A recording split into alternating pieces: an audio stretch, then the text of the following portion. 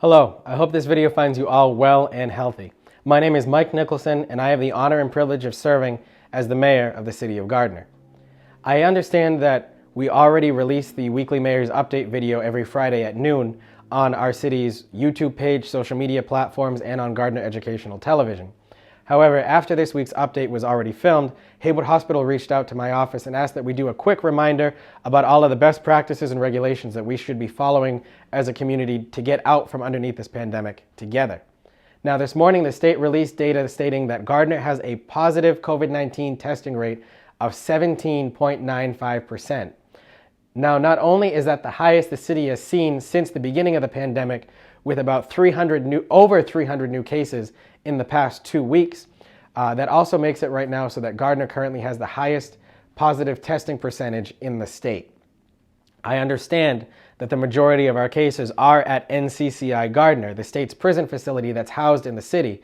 However, we should be doing everything we can each individually to make sure that we are doing our part to protect not only ourselves but also all of those around us and not spread the virus in our city. Please make sure you are wearing a mask, that you are maintaining a social distance of at least 6 feet between those around you, and that you're washing your hands with warm, soapy water for at least 20 seconds. And if you don't have access to soap and water, at a minimum using hand sanitizer solution to make sure your hands are clean, particularly before and after you are interacting with others, or before you have to touch your face, particularly your eyes, nose, and mouth.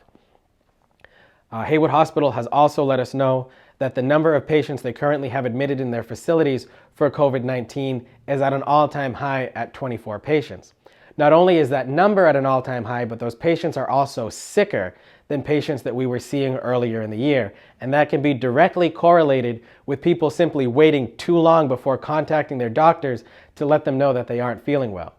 If you are not feeling well, or if you are showing any of the symptoms of COVID-19, please, please, please contact your primary care physician immediately to seek medical attention.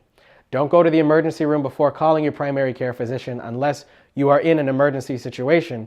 However, we want to make sure that everyone who is not feeling well is reaching out to their doctors to make sure that we can catch anyone who does have COVID-19 early on when your symptoms are a lot less severe and require a less intensive form of treatment than if you simply just wait too long and allow the virus to progress that far ahead.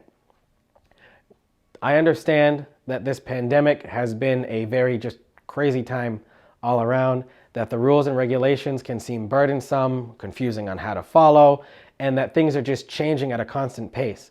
However, unless we do this together as a community, as a whole, this pandemic is going to be around for a lot longer than any of us want. Don't be the reason that someone gets sick when they don't have to get sick.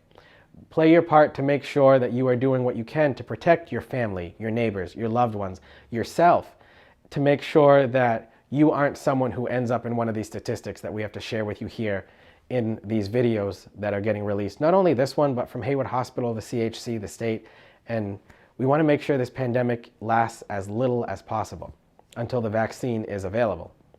And that leads me to my next point. Several people have contacted the mayor's office and the Board of Health here at Gardner City Hall to ask when the vaccine is going to be available to the general public. I can tell you that the state is releasing the vaccine already to different communities across the state based off of certain population groups. So for instance, the medical staff at Haywood Hospital and Community Health Connections have already all been vaccinated, and we will be vaccinating our first responders, our police, fire, EMS, and dispatchers this coming week on January 13th. However, the state has set out phases in which the vaccine will be available to different groups. When we have information as to when our senior citizen population, those involved in our school district, and just the general public is going to be eligible to receive the vaccine, we will let you know right away. However, we just don't have that information yet. When we do have that information, it'll be posted on the city's website, social media platforms, and we will get that information out in every way we can possible to make sure that all of you have the most up-to-date and accurate information so you know what we will all be dealing with.